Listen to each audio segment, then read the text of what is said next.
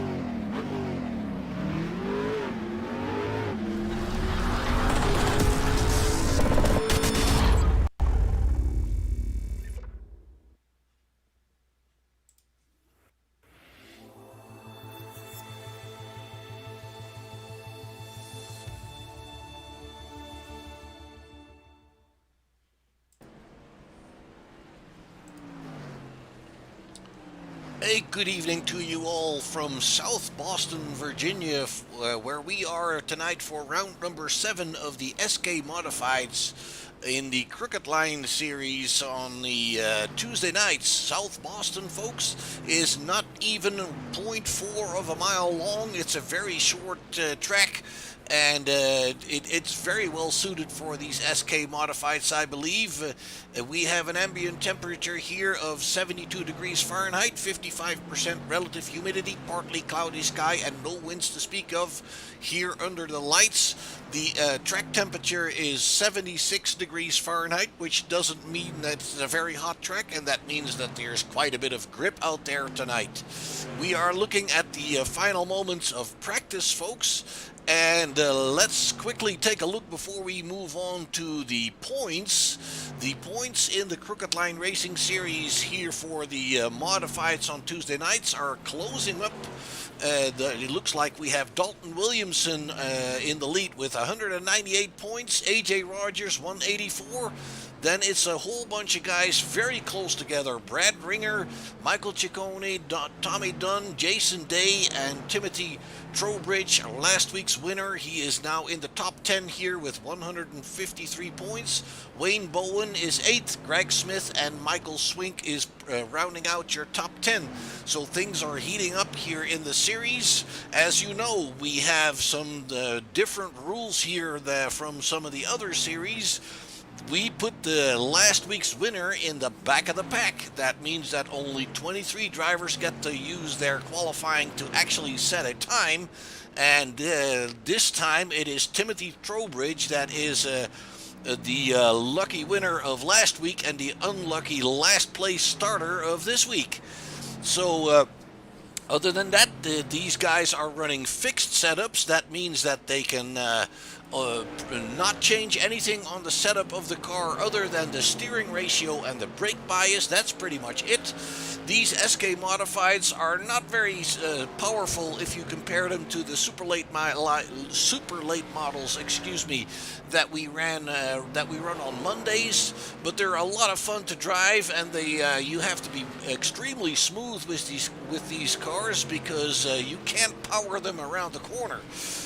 The drivers will have one fast repair to play with during the race. The race will be 100 laps. And one fast repair, folks, means that anything that they bent in the suspensions or the chassis or whatnot, engines that they blow up, they can change that once and get an instant new car. And that does not include tire changes and fuel addition. After 17 incidents, and incidents are counted by iRacing as touching the wall, touching another car, spinning around, you name it. After 17 incident points, the drivers get a drive-through penalty, and after 25 incident points, the drivers are being excused, and they are being sent home disqualified. If we need them, we have 3 green-white checkers at the end of the race. As said, 100 laps is the feature race as we are getting ready Oops, it looks like we're freezing up here for a moment, and we're getting ready to go into qualifying, folks. The final half minute of practice is taken away. Looks like we have, I believe, 23 drivers that are getting ready to start. Timothy Trowbridge is actually on track. He's been off track for quite some time. Didn't see him coming on. Where did he go? There he is. That is Timothy Trowbridge going out to run, well, not very much anymore. That practice has been closed down given the checkered flag. So we are getting ready to go into qualifying here, folks. 2 laps individual qualifying, folks, as you know, and that means that we can see, the drivers cannot see each other. We can see anybody that's on track, and it looks like Steve Sexton is the first one to go out there tonight. The 151 of Steve Sexton. He is the father of Joshua Sexton that we see in the super late models on Monday nights. And it looks like he's having a lot of fun lately. He's been becoming a regular, really. Didn't start right at the beginning of the season, but he stepped in, and we've been seeing him ever since, so I think he's enjoying this.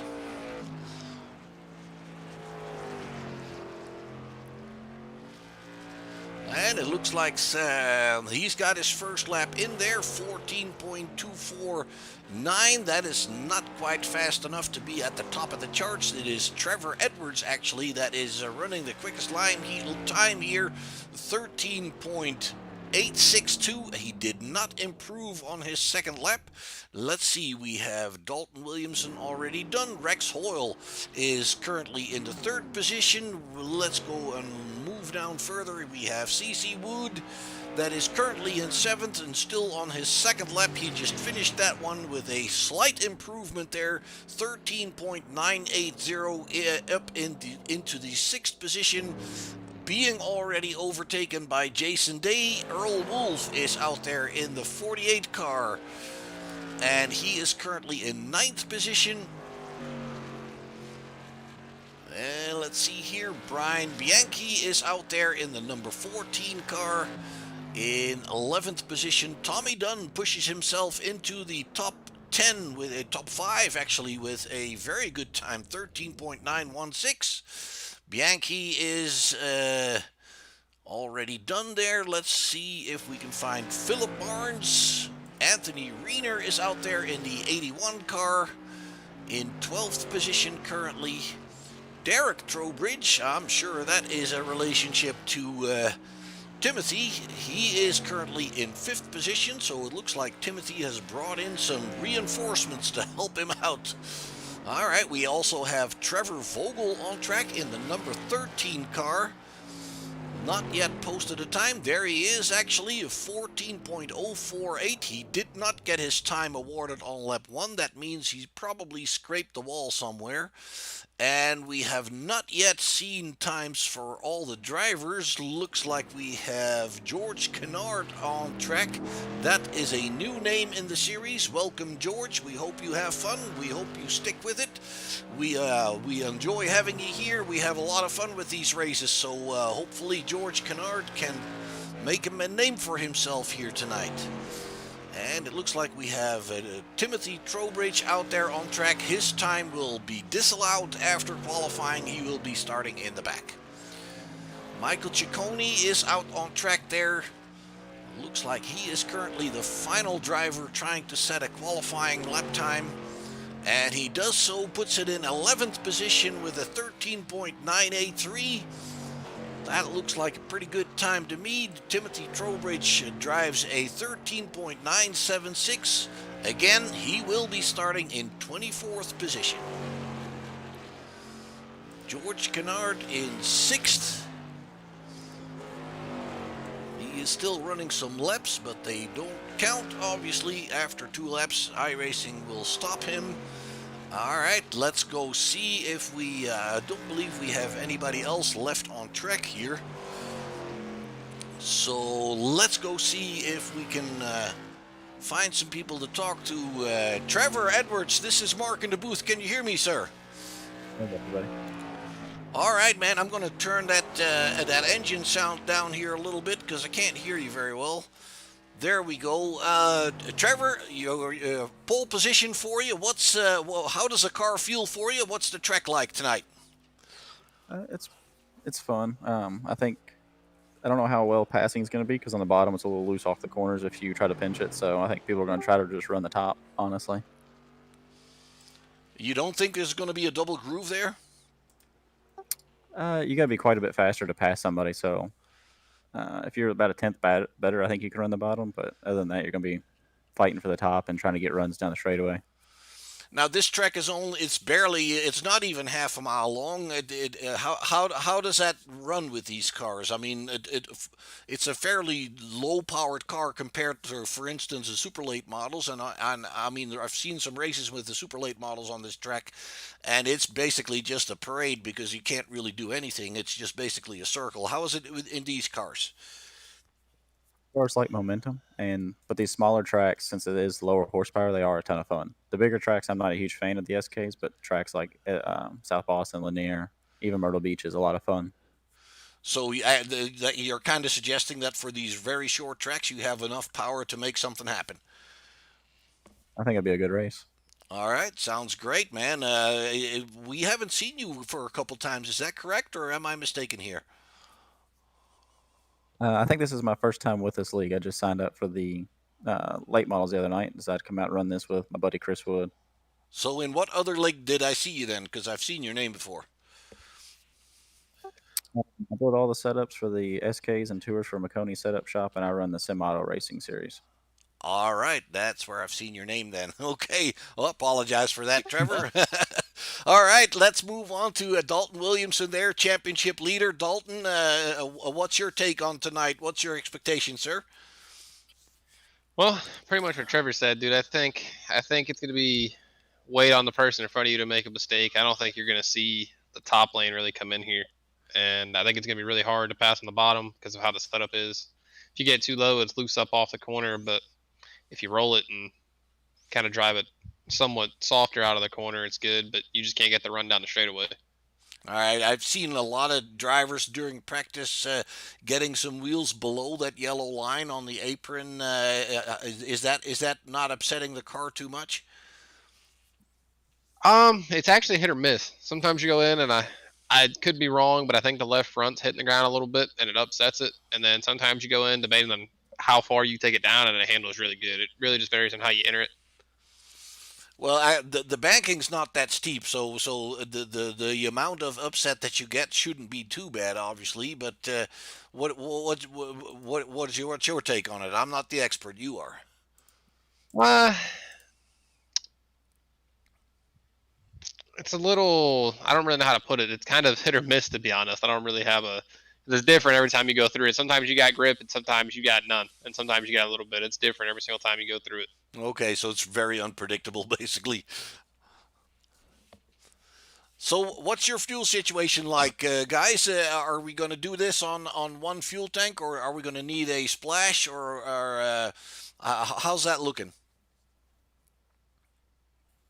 To be honest, I have no idea because I didn't do a long enough run, but I'm Oh, going to assume it might be good. okay, all right. And how about tires? Are they falling off fairly quickly? How do they feel? Um, I think it's going to be similar to Iowa. I think it's going to be control of the heat and saving them. All right, there's no limit on the amount of tires that we have, right? I don't believe so. Not here. Okay. All right, Dalton. You're still leading the championship.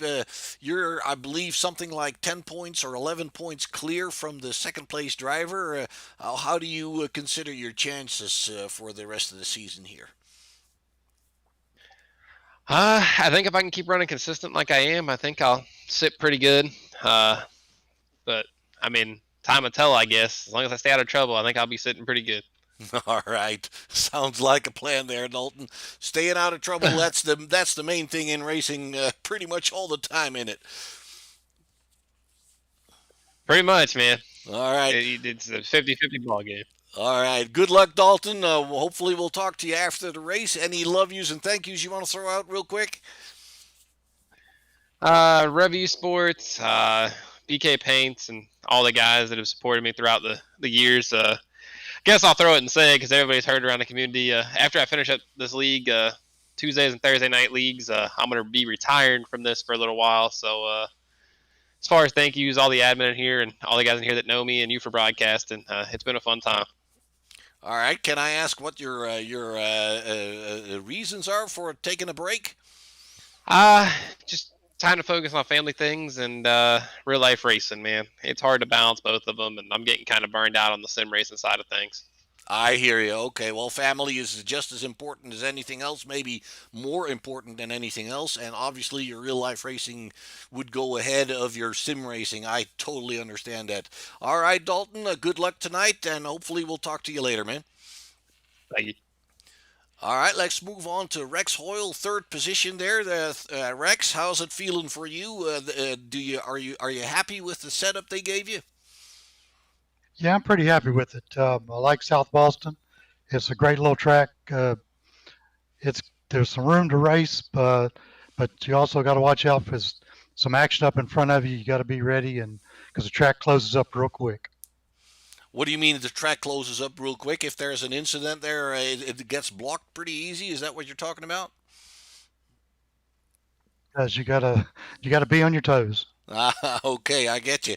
How do you feel about the tire situation? Have you ran a long enough stint in practice to feel what the tires are doing at a certain amount of laps? You're going to ride quite a few laps here earlier and tonight. Tires feel pretty good. Just depending on how you drive the car, you can get a little bit loose. But we're going to try to take it easy and maintain position and see what we can do, towards the end of the race. Hopefully, we've got enough gas this week. I'm going to put a little bit extra in tonight. So you're not 100% sure about the fuel situation there. We had a we had a good run going last week and run out with 3 laps to go. So I don't think that's going to happen tonight. All right, so it's a pretty short track. It's only 100 laps. It looks like in total it's going to be a little bit shorter than most races. 100 laps on a short track like this. Obviously, track position is very important. Both other drivers were also telling me that passing is not going to be very easy around here. So how do you approach that?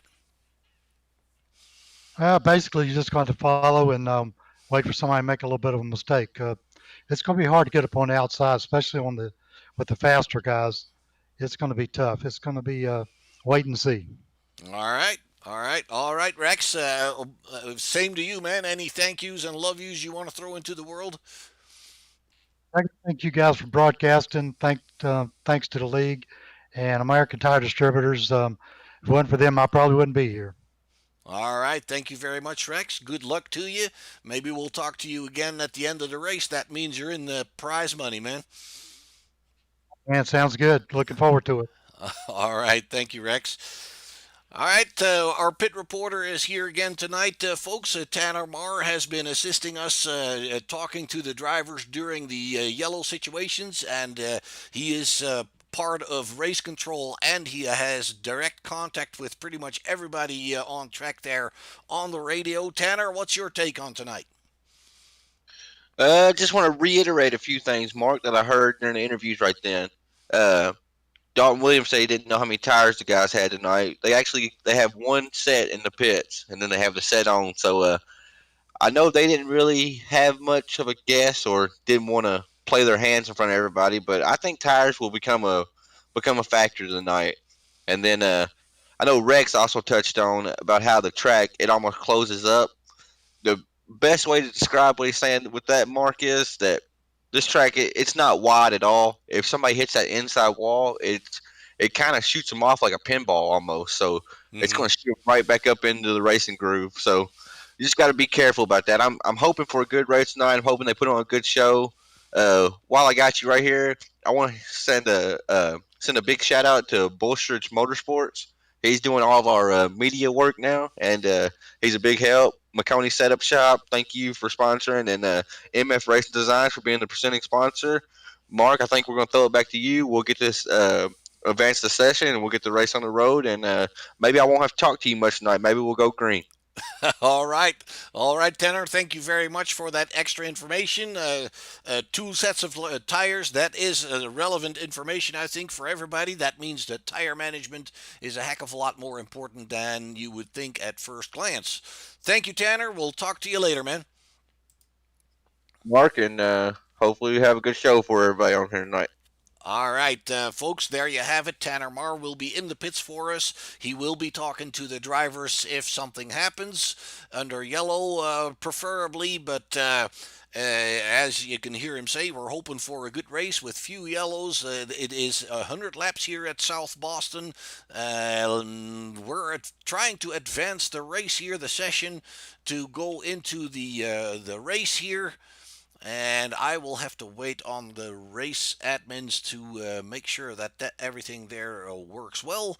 That gives me a little bit of a moment to once again acknowledge the sponsorship of Makoni Setup Shop. Folks, if you're into oval racing in general, NASCAR style racing in general, the Makoni Setup Shop is the place to go for a good setup that gets you started and be competitive in whatever you're racing. So give them a look-see and check them out and see what they can do for you. And then obviously once you have that setup, you can alter it slightly to your liking if it isn't 100%. But I hear from a lot of drivers in this oval racing business that the Makoni setups are doing very good for them.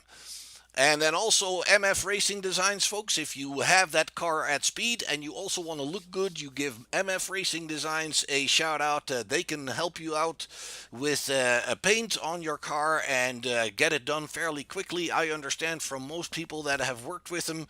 So give those guys, find them on Facebook and talk to them about looking pretty. All right, folks, as said, Timothy Trowbridge will be starting in the final position. We have 23 drivers that are on the track. We are going to show you the grid here real quick. With Timothy dropping to the final spot, the rows will also obviously move on. So I'm just going to read the order for you. The pole sitter is Trevor Edwards. We talked to him. Dalton Edwards and Rex Hoyle are following in the top 3 there. We talked to both of them. Tommy Dunn in 4th. 5th is Derek Trowbridge. George Kennard, then Brad Ringer in 7th. Jason Day in 8th. We're going to skip Timothy Trowbridge. He'll be in 24th. Then it's Justin Carey, CC Wood, Michael Ciccone. And let me move the page here real quickly. And then we have Earl Wolf, Anthony Reiner, AJ Rogers, 15th position for him. We know he's good at moving through the fields. Then it's Brian Bianchi, Trevor Vogel in the 13, Eric Barnes, Jeff Carlson, Steve Sexton in the 151. Then it's Frank Barbary, Philip Barnes, Zach Murphy, and Brandon Mettler. And as said, Timothy Trowbridge will be dropping to 24th position on the warm-up laps to take his spot at the end of the grid. Waiting for the pace car to start moving. I do believe we have everybody except Brandon Mettler. If we look at the back of the pack here, that would be Zach Murphy there in the 29 car, and we are waiting for the 015 of Brandon Mettler to grid up. Trevor Edwards. Not to interrupt. Yeah, go ahead. Brandon Mettler, he will actually be in race control with us tonight. We had an admin call out, so that's why you don't see Brandon Mettler on screen on the grid. He will actually be helping us in race control tonight. All right, thank you very much for that information. That explains everything. And we are rolling, as you can see, folks, 2 laps behind the pace car before we get going here. Trevor Edwards is your pole sitter, the championship leader, Dalton Williamson on his outside there. And let me see, Brad Ringer, second in the championship, is starting on the 3rd or 4th row actually. And let's see, Ciccone is in 12th position, so the top drivers in the championship are kind of scattered out throughout the field here.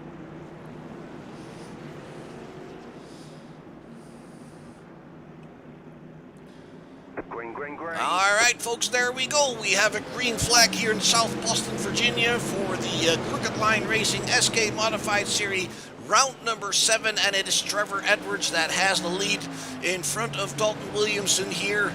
Rex Hoyle staying in 3rd position. Tommy Dunn, it looks like the field is already stretching out the single file up front here. There we have our first one. Let's go find what happened. It involves, I believe, Frank Barbary. That is the number 21 car there. No, it's actually the... Yeah, he flies over there. It's, I believe it is the 13 of Trevor Vogel that is getting in trouble at the first point there. Let's go back and see what happens here. He gets a little bit of a touch from the 14, then... Ooh, that flying car there, that I don't know what happened there. That is in front of these guys.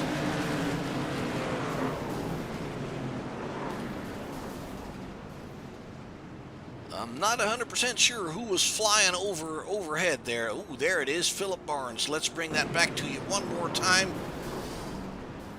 It could have been Timothy Trowbridge as well. Let's bring that back from the blimp view. Timothy is the black and purple car there. In front of him is where the big problem is. And then, yeah, it's not Timothy. It is, in fact, Philip Barnes that goes on his head there. All right, let's go and check on Tanner and see if we can hear anything from the pit road there. Yeah, Mark, so just was speaking with the admins. I actually didn't catch that. I caught the tail end of a guy flipping. He went for a pretty wild ride. Luckily, he has his fast repair if he didn't have to tow. But my right-hand man, Joshua Sexton, he called it as a racing incident. I'm really not sure what happened. Not a good look to be on lap 1 and already cautioned. So we'll send it back to you, and maybe we can turn some laps here, buddy. All right, thank you very much. And as said, I do believe it was the 13 of Trevor Vogel that had a little touch there with Brian Bianchi in the 14, and that is what got it started. And obviously the race directors have judged that as being a racing incident. In the tail end of the field, they were still side by side while the front end was stretching out the single file. Stuff like that happens, folks. It is all part of it. Let's see, Timothy Trowbridge is back on track. He has been on pit road twice to fix a little bit of damage, I suppose. Carlson in the number 11. Ooh, I'm sorry, we're already back to racing here, going into lap number 8.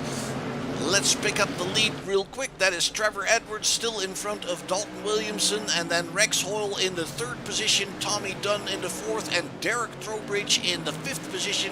Brad Ringer, your 3rd place driver in the championship, is in 6th position. Dalton Williamson is picking up the pace already, putting in a fastest lap, but being beaten in that respect by Michael Ciccone, puts in a 14.16.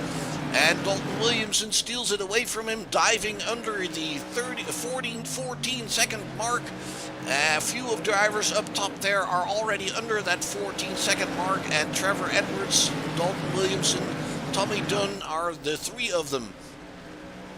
Edwards in the lead, looking pretty strong here. Williamson behind him.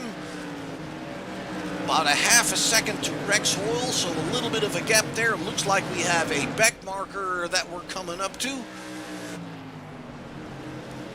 And see if we can find out who that is. That should be Trevor Vogel,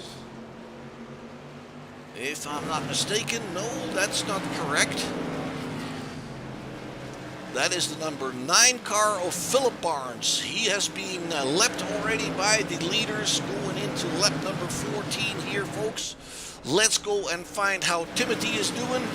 Timothy is running in 19th position there, trying to work his way up. He's doing some improvement on his lap times at this point, so it looks like he's running pretty strongly there. Let's see, we have several drivers moving up through the field. Zach Murphy has gained 8th positions since the start of the race, battling there with Anthony Reiner on his outside in the 81 car. That Zach Murphy is that orange and white number 29. There you're looking at him. That is Zach Murphy, and he's been moving up through the field 8 positions already. Let's bring you back up to the front. Trevor Edwards and Dalton Williamson close together here. They've got 7/10 of a second on Rex Hoyle, so the fight for the lead is heating up here. It looks like. Let's ride along with Dalton here for a little bit. And this will kind of show you how short it really is. He's got, we have another yellow flag. Let's go and find out what has been going on. Big mess here with the 14 involved. Let's bring that back and see what happens. Ooh, it's actually ahead of the 14. I can't really tell who that was. That looks like the number 19 of Michael Ciccone being, well, he's not really part of it. He's just a victim of it. It's the 42, if I see that correctly, or this. That is Justin Carey. Let's bring it back to you one more time here.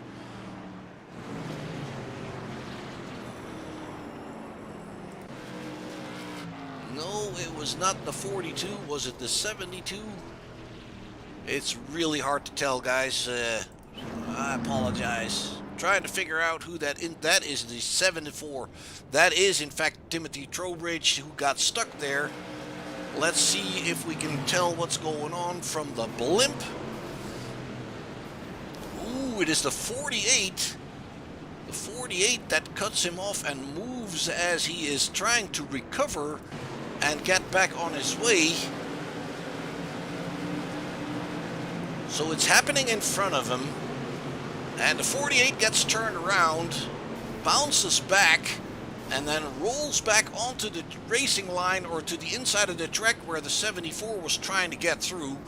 And that is one thing that the drivers, I think, should be a little bit better aware of. Once you have crashed, you need to hit the brake and make sure you're standing still until the track is clear. All right, let's go and see if Tanner has any news for us. Yes, Mark. So we brought Timothy in the booth. I know he got caught up in the wreck. Timothy, this is Tanner and Mark up in the booth. You got a copy? Yes, sir. I heard through the iRacing chat you said you got involved. Somebody didn't hold the brakes. What happened from your point of view out your windshield? I saw it come. I saw some smoke coming out of turn 2. I was about mid corner 1 and 2, and slowed way down hard on the brakes, and just had a car pull out right in front. Just nowhere to go. I hate that it happened. I know you're coming up through the field. I know you have a fast repair in your pocket. Maybe we can get you back out there, and just good luck to you, buddy. Mark, they're going back to Greenwood. Take it back to you. All right, thank you very much, guys. That was exactly what I saw as well. Timothy had the number 48 pull in front of him there, trying to get going. Obviously, like I said, these guys that are part of the incident really need to hold their brake until the track is clear, and avoid taking people out that have no part of it. Meanwhile, folks, we are already on lap 25, and Trevor Edwards is hanging on to that lead. Dalton Williamson is staying with him there. It looks like Tommy Dunn has passed Rex Hoyle for 3rd position on the higher side there. This is Tommy Dunn in the 63, and the 54 behind him is Rex Hoyle, and the 76, is Brad Ringer. Zach Murphy is doing a phenomenal job. He is already 14 spots up since the start of the race. Very strong on that higher side here, it looks like. Zach Murphy working his way forward there, and it is very, very crowded in front of him. He's got Jason Day in the 52, right ahead of him. And then the number 5 of George Kennard, our new driver here tonight. The 29 is doing a phenomenal job on that higher side, which the 3 drivers that we talked to earlier did not expect that higher side to be coming in this good. And it looks like it is working for Zach really, really well. Up 15 spots already, now taking care of George Kennard in that number 5 car. George is also battling with CC Wood there on that higher side in the 91 car, the dark blue car with the Sin City livery on it there. Sim City is also a thing, but it's not as much fun as Sin City probably. Ooh, we have another caution. Let's go find out real quick what has been going on. That looks like, that actually looked like George Kennard going around. Let's see if we can bring that back for you. And we're going to take that a little bit further to the blimp here. The 5, the black and light blue car on the inside. He gets 2 wheels on that yellow line, loses the back end, loses a lot of speed there. And then coming out of this turn here, he is losing the back end under acceleration. And obviously the guys behind him have no place to go. All right, Tanner, did you see anything or hear anything from pit road? Oh boy, Mark, I'm definitely hearing some things. We have no drivers wanting to do an interview, but it turned into a parking lot pretty quick. This is what I was afraid of. Once you get one guy going sideways, if they can't, if they lose complete control of their car, they come up into traffic, and then you have 5 to 6 cars destroyed. I'm talking to them now. We're going single file for the restarts. We're going to try to calm them down a little bit. All right, sounds like a plan, Tanner.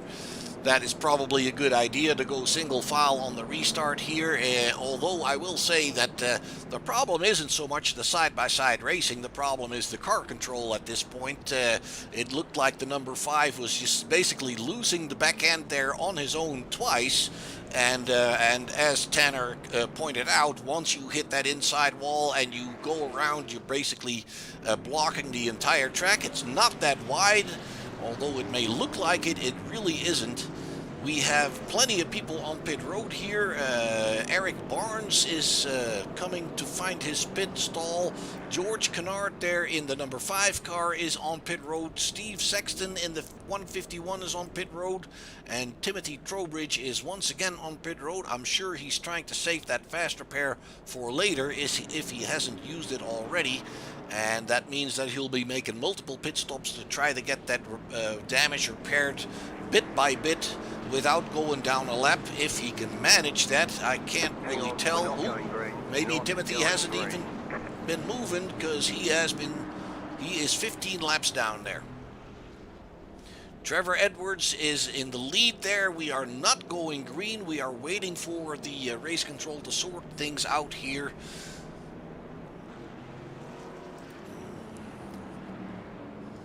As they are coming around.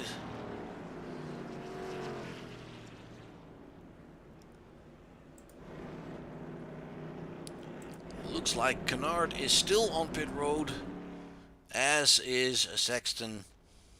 Hopefully they can get it back underway. And once again, folks, we're going to take a quick look here at the number 29 of Zach Murphy. He is now 16 spots up in the race, 7th position, doing a phenomenal job here. Green. There we go once again. Trevor Edwards hits the gas. Dalton Williamson is right behind him. Then it's Dunn and Hoyle and Ringer in the 3rd, 4th, and 5th positions. Derek Trowbridge hanging on to 6th there, and he's got the Charger Murphy right behind him. Take a little bit wider angle here to give you more of the action, folks. Trevor Edwards diving into turn number 3 with Dalton Williamson about 3/10 of a second behind. That's about a car length or so, a little bit more maybe. And Tommy Dunn keeping up. Ooh, we got somebody smoking pretty bad. I don't know who that was.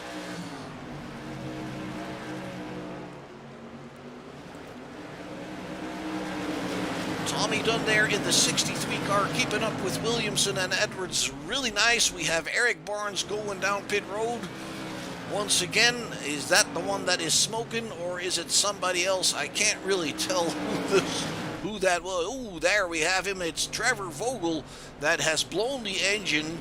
Let's see if we can find out what happened to him. It's already blown here, so we have to jump her back a couple walls. There's more people getting in trouble there. I can't really tell, and we are still running under green, folks, so I'm going to leave it for now. There is Trevor in the pits. Trevor Edwards, that is still out on track, and he is still out in the number 1 position. Williamson behind him, and Tommy Dunn keeping up with Williamson there very nicely. Then Rex Hoyle is about a half a second further back, with Brad Ringer behind him, Derek Trowbridge, and Zach Murphy at the tail end of that little group here in 7th position. Once again, Zach has made up a lot of positions since the start of the race, but obviously now he's coming closer to the fast guys, and it's not going to keep going as fast. They are passing Philip Barnes there for a lap down. Trevor Edwards has Dalton Williamson closing in on him now. So let's keep an eye on that number 1 machine here. The championship leader needs consistent finishes and hopes that way he can stay on top of that point chart for the championship. Been doing very strong this entire season. Not that he's won everything, but he is always very consistent and up there in the top 5, top 10 for sure, and that's what scores you the points. Tommy Dunn is keeping up with these guys, and then there's a little bit of a gap to Rex Hoyle there. It's about 7/10 of a second. Then it's about a half a second to that next group. The next group has Brad Ringer leading at this point. Zach Murphy on that higher side in that orange and white car is running very, very strong. Oop, we have another one. Let's go find out what happened. It is the 24 of... Is that the issue? Can't really tell. Ooh, that number 5 was running and blowing the engine there again. I can't really tell what happened to him. Let's go and find out. Competition caution, Mark. Competition caution. Oh, I'm sorry. I lost track of the laps there, bud. I apologize. All good, buddy. All good. All good. Yes, sir. Lap 52. There we go. Competition caution, and I'm looking for crashed cars, and there aren't any. All right, so that you're looking at Eric Barnes that made a pit stop. Justin Carey is on pit road there in the 42 car. Philip Barnes is, I don't believe he's been moving very much anymore. It looks like everybody down from Trevor Vogel, they have pretty much ended their efforts here. That makes Eric Barnes the final running car. It looks like CC Wood is coming down pit road here. And that's how fast you get to mid-race once we're racing, so I apologize. That is just simply the competition caution they throw in on lap number 50. Gives everybody a chance to get their tires changed and calm down a little bit, obviously, and move on and get ready for the final half of the race here. Trevor Edwards is doing very strong, holding off Williamson. Tommy Dunn running with them very nicely there. It looked like Rex had a little bit of more trouble keeping up with him. And none of these guys, none of the top 10 drivers have opted to go to pit road to get those tires changed, so they must be feeling pretty good about tires and fuel.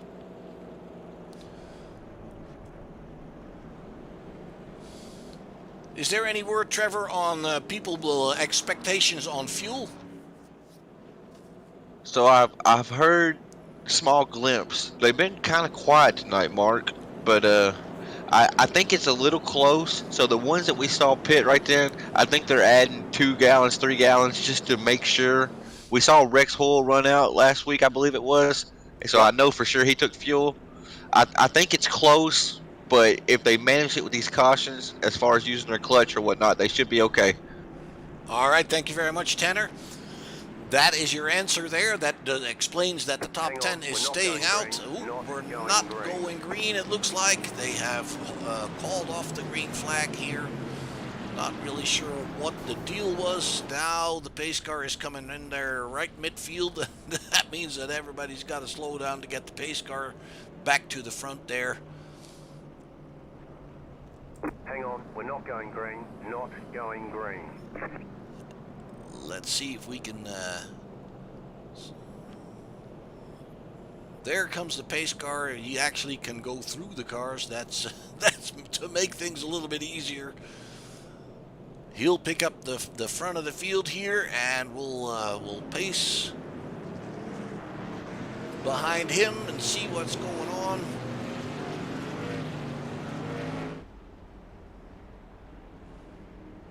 Scoring system here is going a little bit berserk with all kinds of crashes, but I don't see any crashes.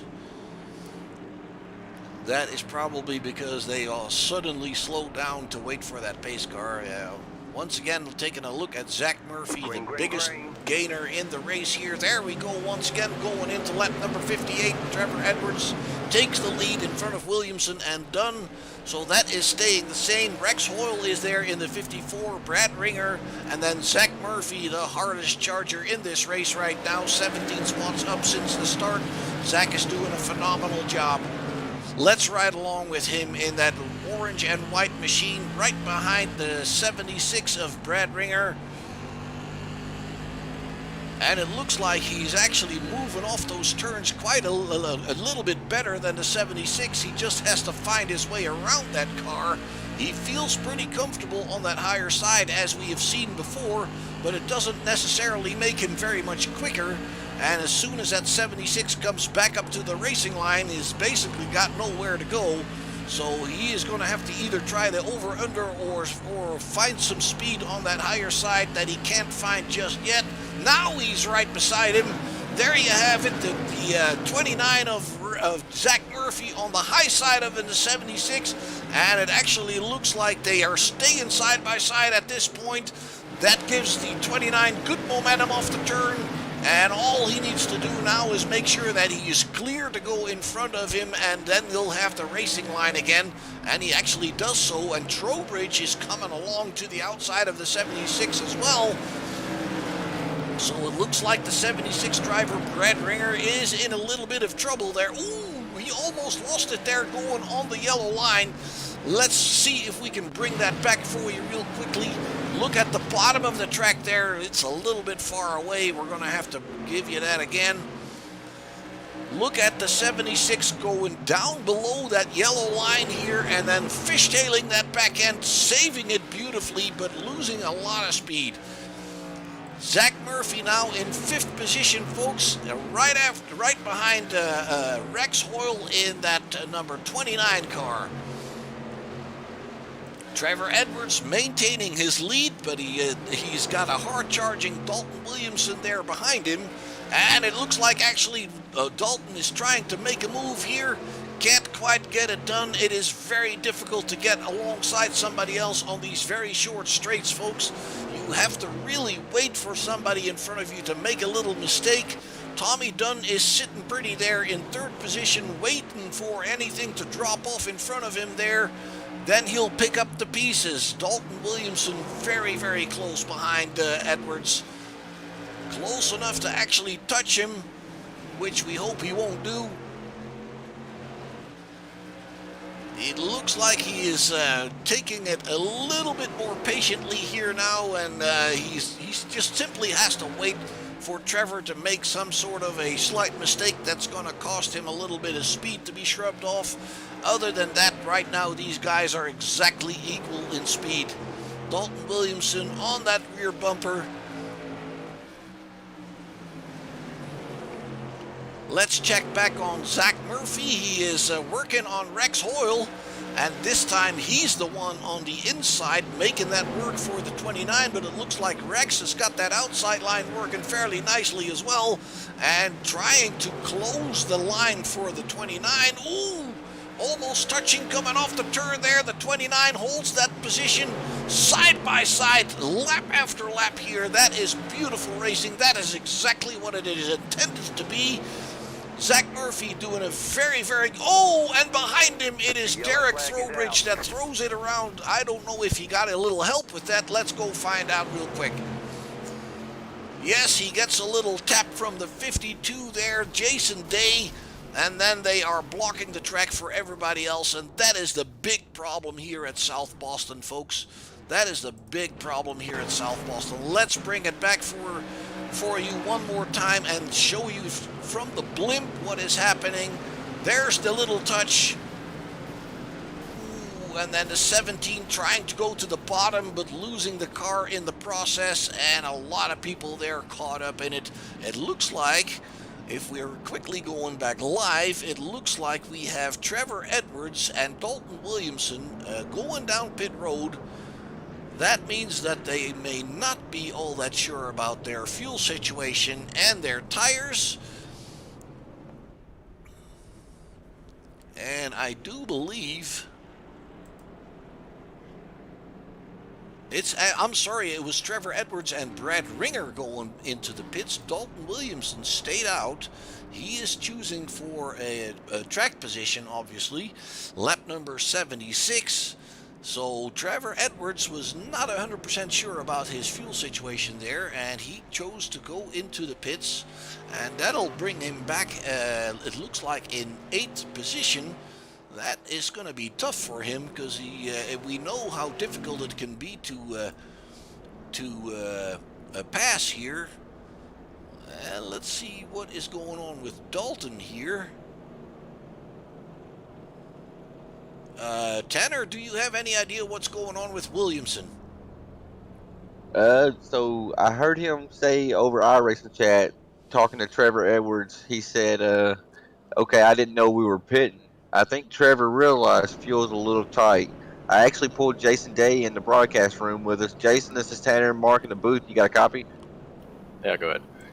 So I saw y'all were battling really hard right there. I mean, there was some good racing going on right then. I mean, really good racing. So I want to ask you what happened, but first I want to ask, what's the fuel situation looking like? You're in the car.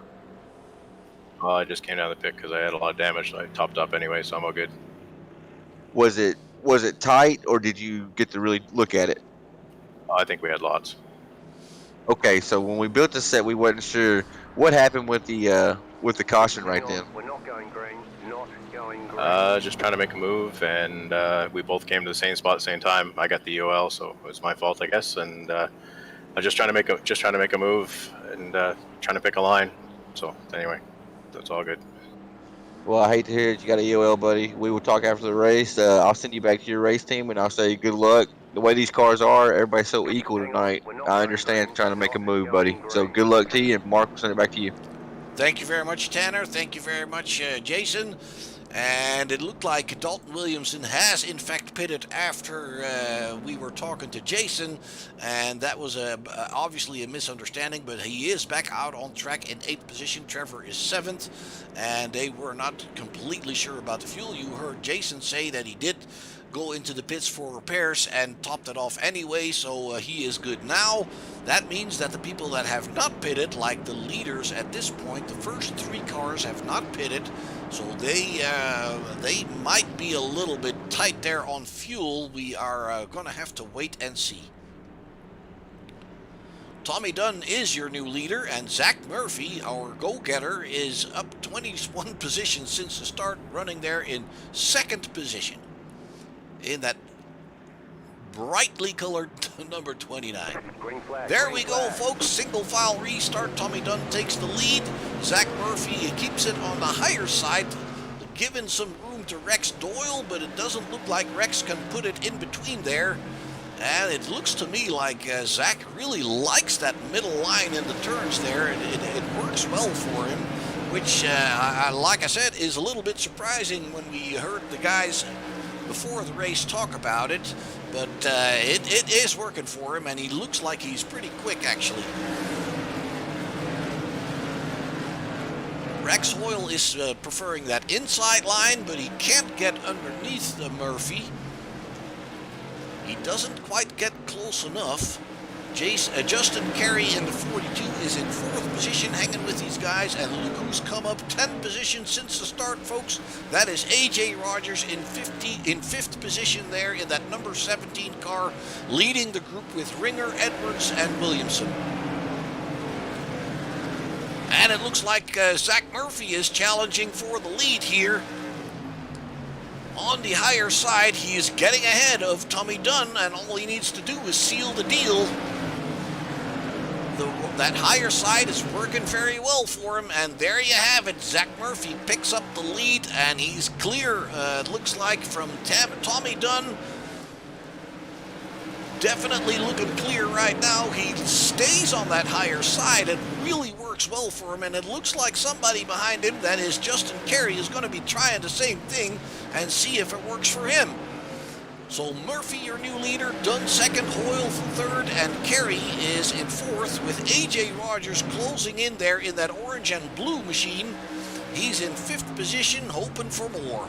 Zach Murphy has gained 22 positions since the start of the race.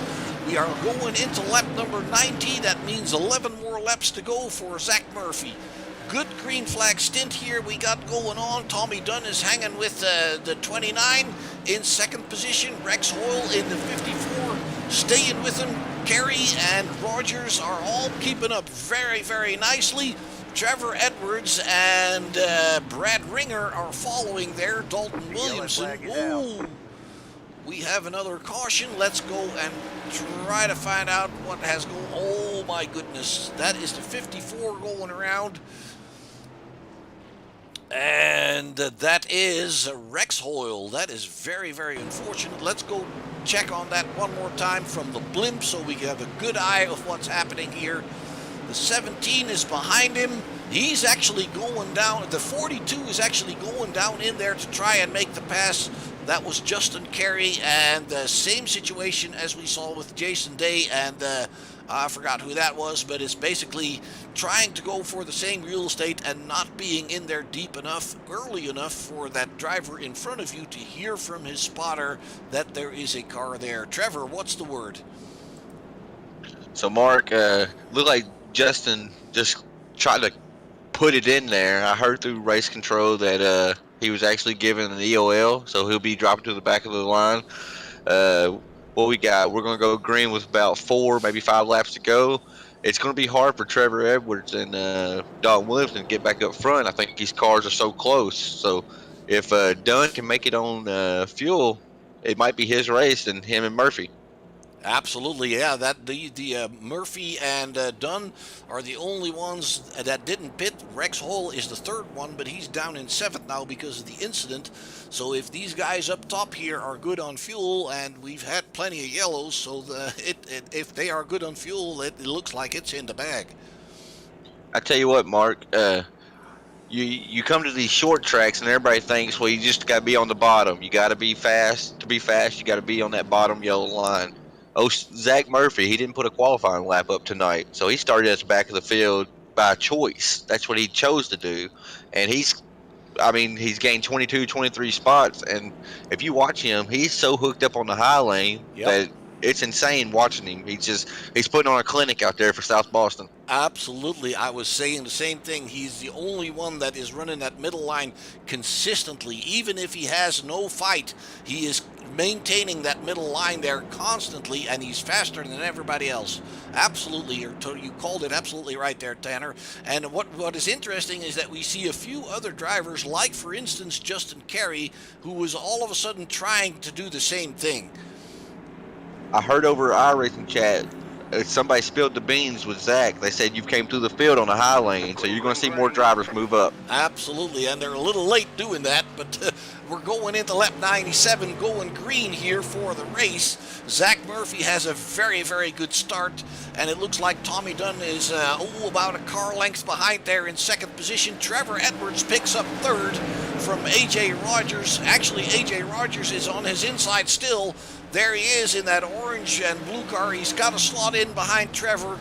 And it looks like Dalton Williamson has picked up the spot behind Rogers. That is 5th position. And he is fighting with Brad Ringer there. So let's keep an eye out there for Zach Murphy and Tommy Dunn.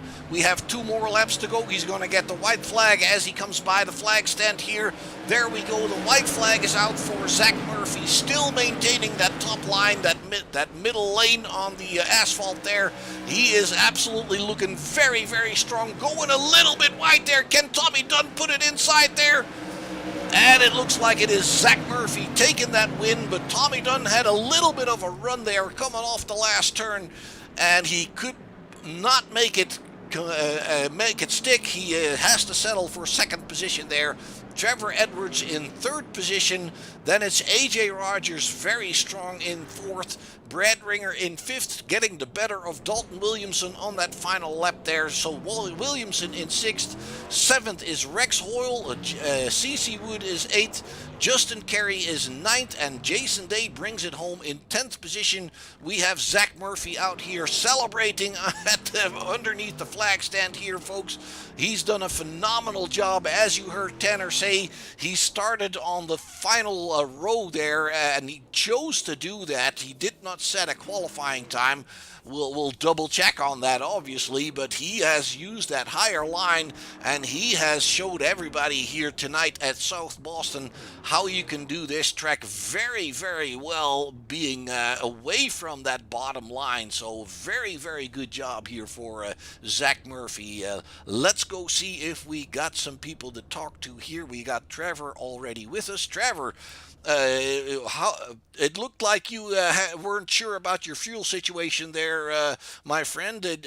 Were you short, or was you just playing it safe? No, we had tires sitting in the pits, and I thought it would be I mean, I was running like 14.2s at the end of that one long run, so I was like, well, if I could put tires on, that's 3/10. Well, it didn't pick up at all, so I don't know if the track slowed down or what, but the tires did not help at all. So you chose to go for the tires, but you didn't really need the fuel. That's what you're saying, right? No, you didn't need fuel. I wish I'd have put max fuel in it and loosened it up some. It was so tight after that pit stop with new tires on. Okay, so basically you were hoping for those tires to give you a little bit more momentum going through the field, but unfortunately that didn't work out for you then. Yeah, I was hoping after that one caution I put them on with like 20 to go. I was hoping we'd go green to the end because we'd had some good green flag runs. So I was hoping I was going to have plenty of time to get up through there. But by the time they delayed the caution a couple times for guys to get caught up, just ran out of time. I hear you. Okay, well, you still picked up a couple of positions because after you pitted, you were in seventh, and you're bringing it home there in third. So it's not like it really didn't work. You just needed more green flag time than you got. It looks like, Trevor. Well, congratulations on a well-deserved third place, my friend. Any love yous and thank yous you want to throw out in the world?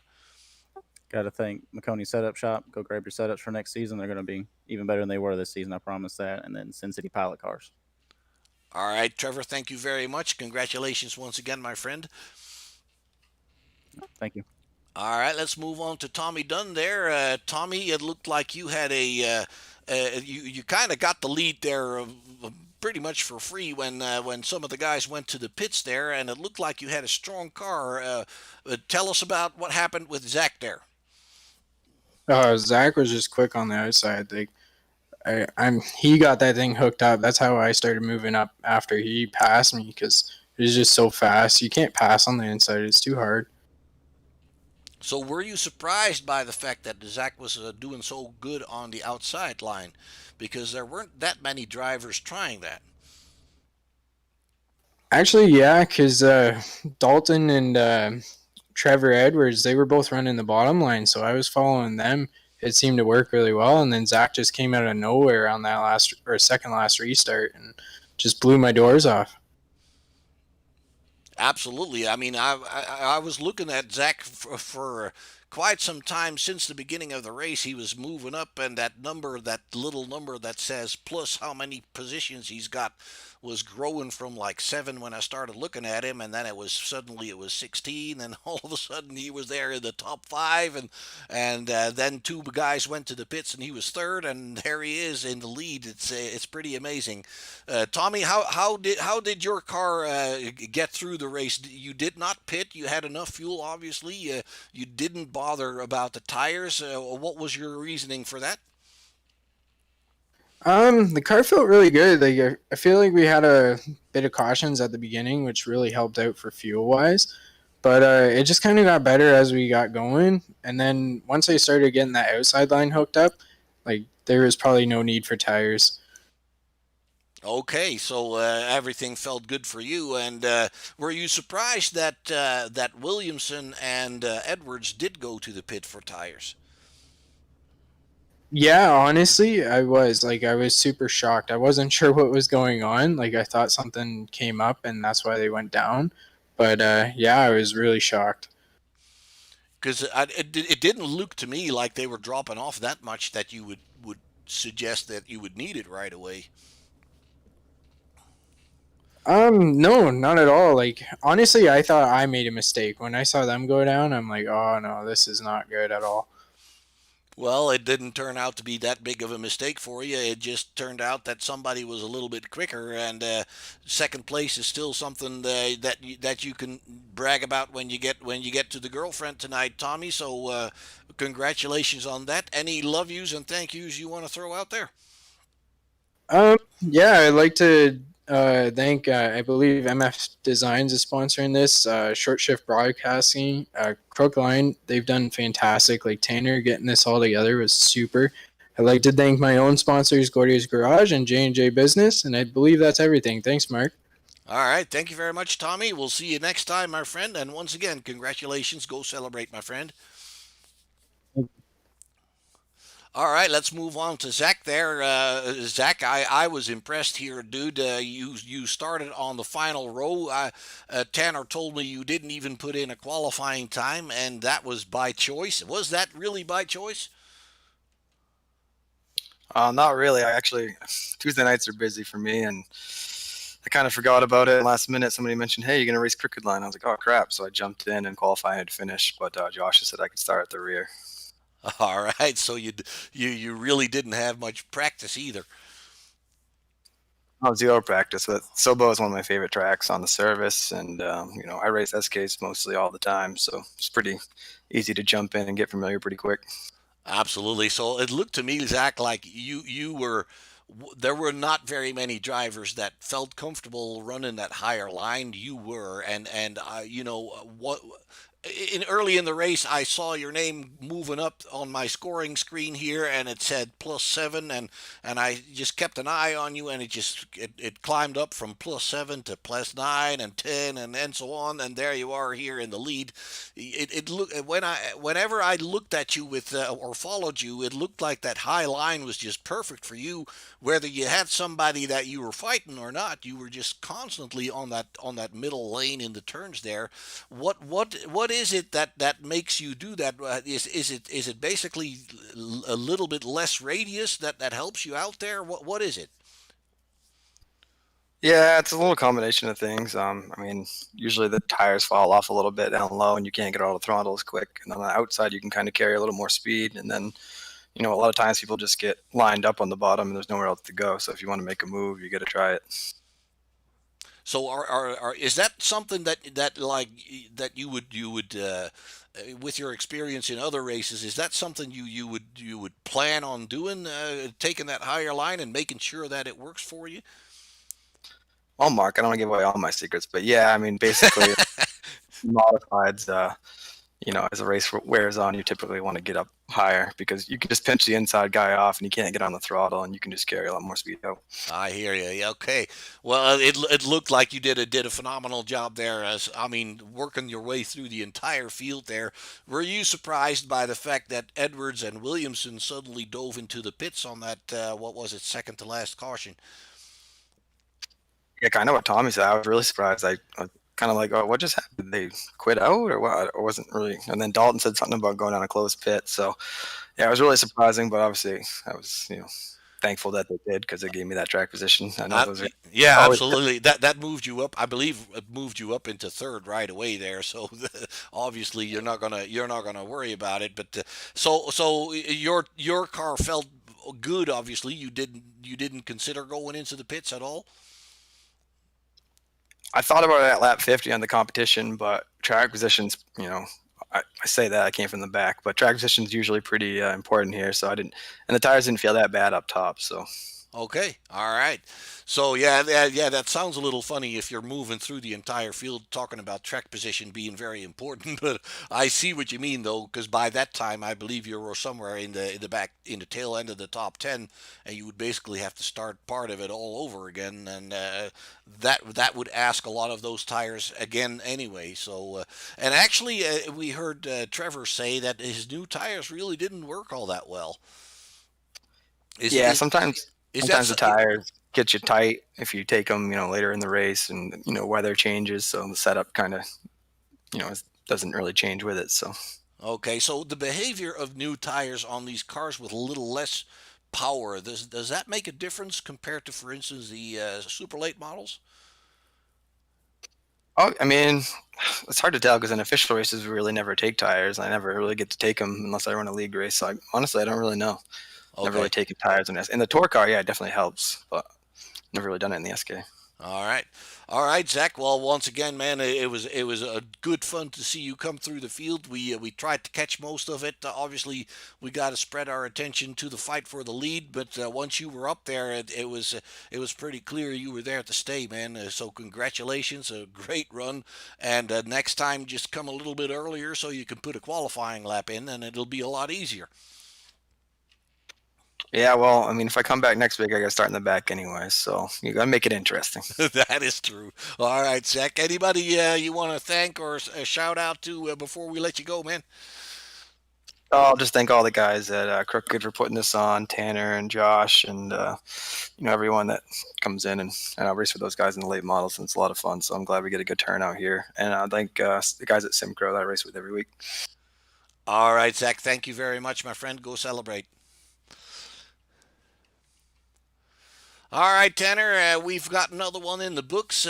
We've got a surprise winner here. Zach Murphy comes in late, doesn't have the time to qualify, and pretty much shows everybody how it's done here at South Boston. Where are we going next week, Tanner? Yeah, so we're actually going to Irwindale Speedway. We'll be running the outer portion of that. It's a little bit bigger track than our normal short tracks that we run in Crooked. It's not huge. I mean, Irwindale, but in these cars, with them being a little bit less horsepower, I think it was Trevor Edwards said earlier, these cars are on the little tracks, like the Laniers and the South Bostons. But when you take them to Irwindale or USA, one of the bigger kind of flat tracks, drafting comes in with these cars. So I think next week is going to be close and packed racing, if that makes sense. Absolutely, yes. It's going to be a little bit more like when you take the trucks or the Xfinity cars to a 1.5 mile oval. Exactly. I mean, you hit the nail right on the head, Mark.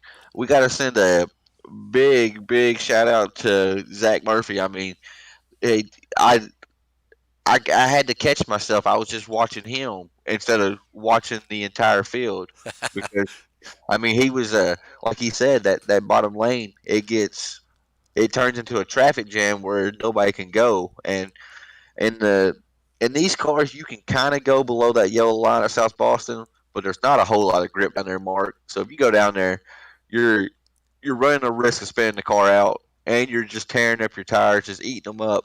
So watching Zach just pick off people on the high line. I mean, I got excited watching it. That was some good racing. And then what about that finish? I mean, what more can you ask for? Absolutely, yeah, I couldn't agree with you more, man. I picked it up fairly early in the race, and kept looking out for that that white and orange 29 because it was fun to watch that progress being made.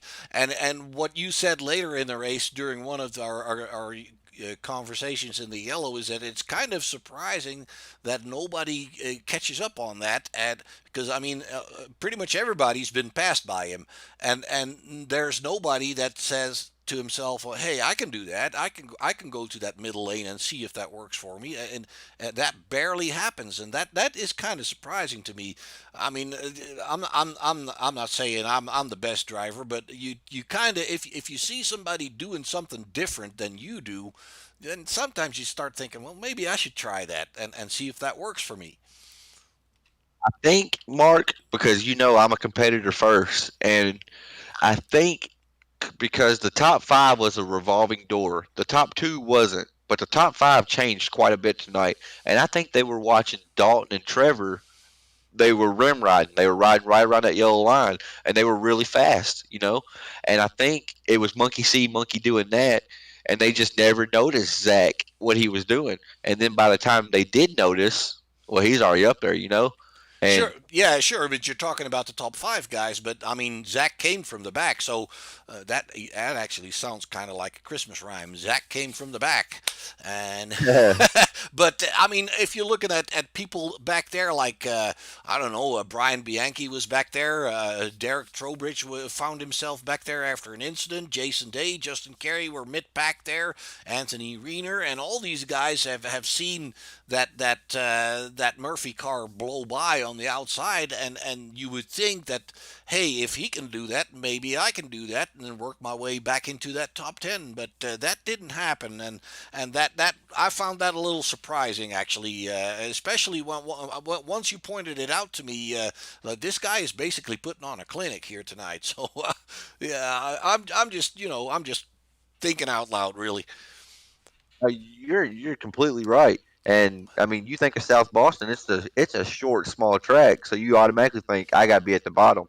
And I think guys were just so tunnel visioned on that they didn't notice Zach until it was too late. That's where being on a team and stuff like that really really helps out because like in Five Kings last night when I was struggling last night in our race, Mark, as you saw, and I ended up being up front. You know why I got up front? They said so and so's running the middle. Try the middle with your car. Guess what? I Yep. found that middle groove, and what happened? I ended up getting up there, and luckily the cards fell in my favor, and I won the race. Absolutely. So yeah, that I agree with you. That's where teamwork comes in. And I mean, I don't race leagues with the NASCAR style oval style racing. I race a road racing league. But that's I agree with you there. I'm part of a team as well. We have 4 guys in there, and we talk about setups. We talk about race lines. We talk about how to approach things. And I couldn't agree with you more. That is very very important. More a group of people always come up with better ideas than just you can do on your own. That's just how it works. Racing, we often look at it as an individual sport, but it's not just an individual sport. It's also about working together. And then obviously on race day, when we get close to the finish, it's every man for himself. But that's the sport, obviously. Yes, you're absolutely correct, man. I know like oval racers and road racers, there's like a fine line between them where road racing guys don't think oval takes talent, and then oval guys don't think road racing takes the mindset. Well, to me, road racing is a talent beyond. I mean, that's one of the hardest disciplines to get because you got to be on 24/7.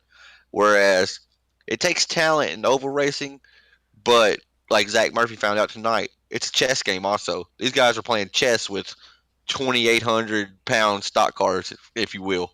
Yeah. So, I mean, I love road racing. I do it way more than I probably should because I'm not nearly as good at it. But oval racing is where my heart is. But I have a love for road racing as well. So, I mean, I would. It's just they're 2 different disciplines, and oval is a chess game, whereas a road course, it just you got to be on.